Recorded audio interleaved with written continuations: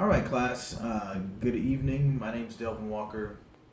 Doing a quick video um, talking about the three limitations and discussion for week 5. So I'll jump right in, keep it short, brief, and simple. Basically, with three limitations, we have collaboration, leadership, and engagement. And with those three limitations, are essential for proper class development and student interactions as well. Starting off with collaboration, it kind of goes self-explanatory.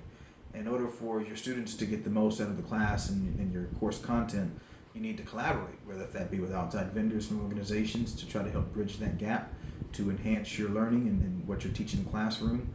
I'll give you an example. Like what I do at my job is I have the Boys Scouts, and what they do when they come in, they talk with the boys and they help give them mentorship. And the youth that I deal with are more at risk, and so there's a lot of less male interactions. So having a Boy Scout there that can step in, be that mentor, take them out, show them the right things, teaching them morals and values to add along with what they get when they go to school Monday through Friday is essential to help them for their continued development.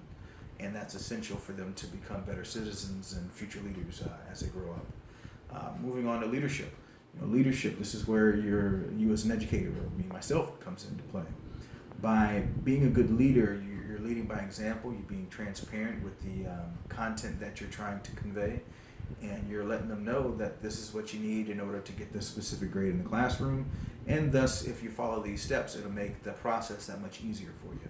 So basically, being reachable, also being teachable, and being transparent are three key factors in order to be a proper leader, in my opinion. Next would be engagement. You have to be engaging, you have to be lively, and you have to be approachable.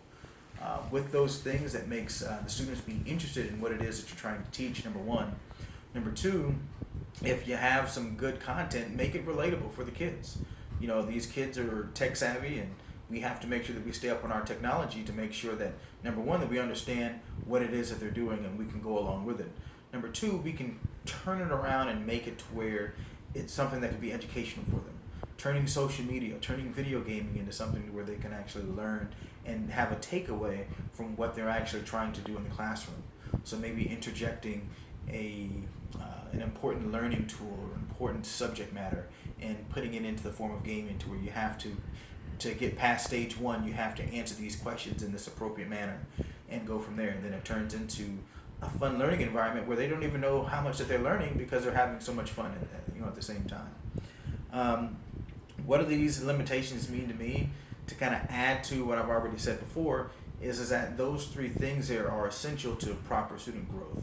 You can't have really one without the other if you're looking to be a successful educator and leader, regardless of if you're going for nonprofit, for-profit, whatever educational system that you're working for. Those things are essential for not only the student development but your development yourself as a professional. Basically, solutions on how to change them, depending on where you live, where you work, those things will vary tremendously. For me, since I work in the urban areas specifically, resources are at a minimum. And so having access to having the most up-to-date technology may not be at our fingertips, but the way that you can combat that is a lot of students have phones, tablets, things of that nature, and so do we to a certain degree.